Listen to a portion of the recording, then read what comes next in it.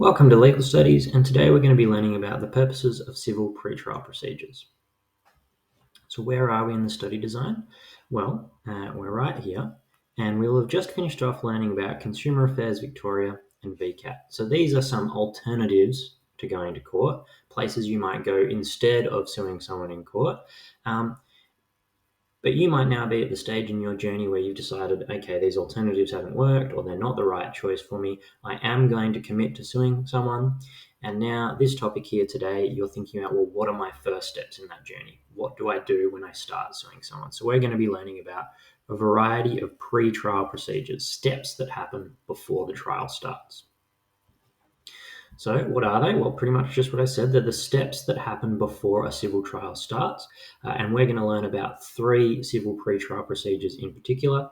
First, we're going to learn about pleadings. Second, we're going to be learning about something called directions hearings. And third, we're going to be learning about discovery. So what are each of these things? Well, you can see here there's a bit of a flowchart of when they happen. First of all, we start with pleadings, which is basically all of the paperwork that you file, that you give to the court to let them know that a case is about to start. So that's the first thing that happens. The second thing that happens is that you'll have a directions hearing, which is where both parties and the judge get together. They have a meeting to decide on setting timelines and dates for when things should happen, and in order to get the trial ready to start. And then the third thing that will happen, usually shortly after a directions hearing, is that we'll have discovery, which is when both sides turn over all of the documents and evidence that they have relevant to the case. So everyone hands over their evidence, so everybody's got the complete picture. And that's sort of roughly the 3 pre-trial proceedings that we're going to learn about. So let's take a deeper dive into each of the 3. Let's start with pleadings. So pleadings are the series of documents exchanged between the parties which set out the claims and the defences that they're each going to rely on, as well as clarifies what the legal issues are going to be in the case. So essentially, pleadings is just a fancy legal studies word which means all of the paperwork that you give to the other side and that you give to the court to let them know what's happening. So there's a couple of examples of documents here for you. The writ, right, is the document that you give to someone when you say, you've been served, you're being sued. It's the document that says you're about to go to court.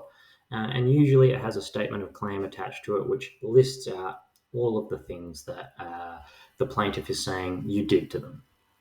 And then there's a series of other documents that will follow. Once you get given the statement of claim, the defendant will probably file a notice of appearance and a defense. They'll give that to the court to indicate, well, I'm actually going to show up in court and defend myself, and these are the things I'm roughly going to say.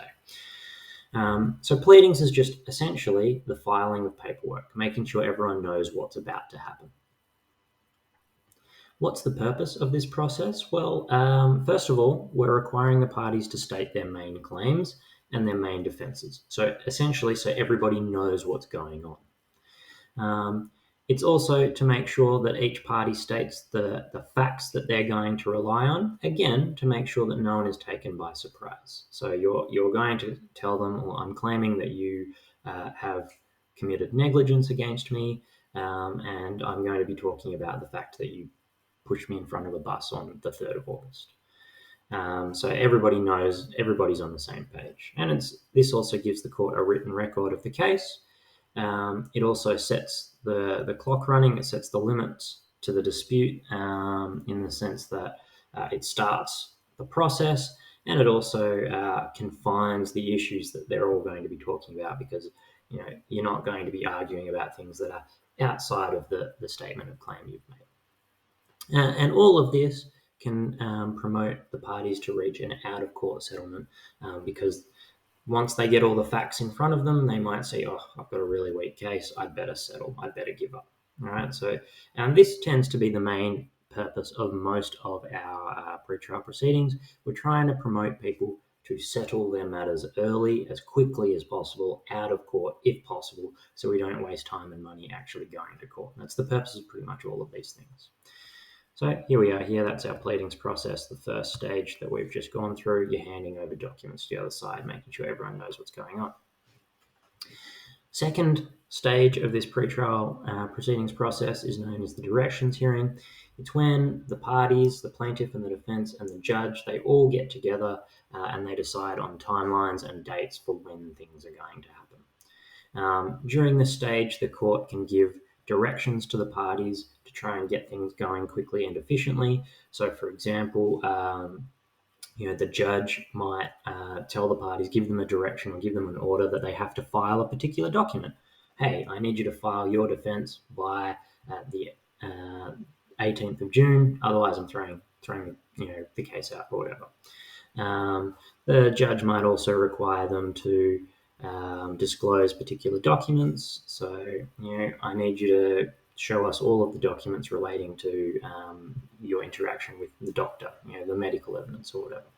And again, they're going to set timelines about when this happens. And the whole purpose of this process is to get things ready for trial, to set timelines, make sure things are getting ready for trial. So it's all about efficiency, really. We're trying to get things ready as quickly as possible. And as part of that, the court might even order that you go attend mediation. So if you haven't attempted to solve your problem through mediation already, during a directions hearing, the judge might say, well, go away and go attend a mediation first. I don't want to hear from you until you've at least tried it. Because again, all of these pretrial proceedings are intended to try and help you reach a settlement. Solve your problem as quickly as possible, ideally outside of court, if possible. So again, that was our second step in the process.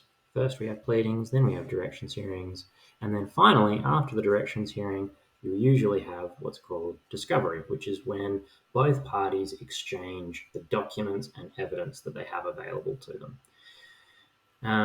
And what happens in this process? Well, there's a number of different things they'll exchange. First, they'll exchange documents that they have that are relevant. So let's say you've got a personal injury claim, you'd probably be handing over all of the documents that you've got from your doctor, the x-rays, the doctor's report, all those sorts of things would get handed over.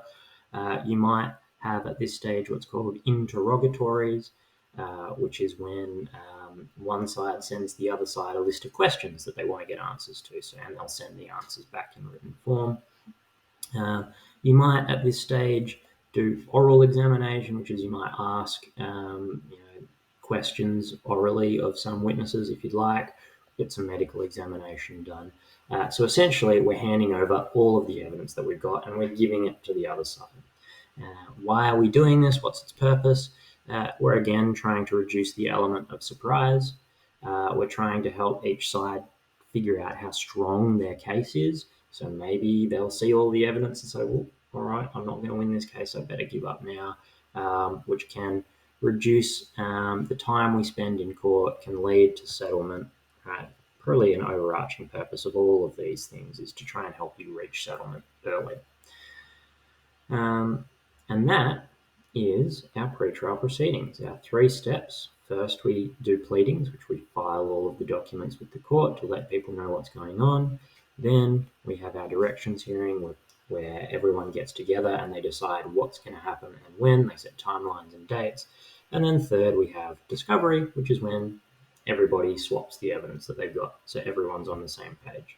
And all 3 of these things are all trying to help you solve your case, settle your case as quickly as possible. And that's it for pretrial proceedings.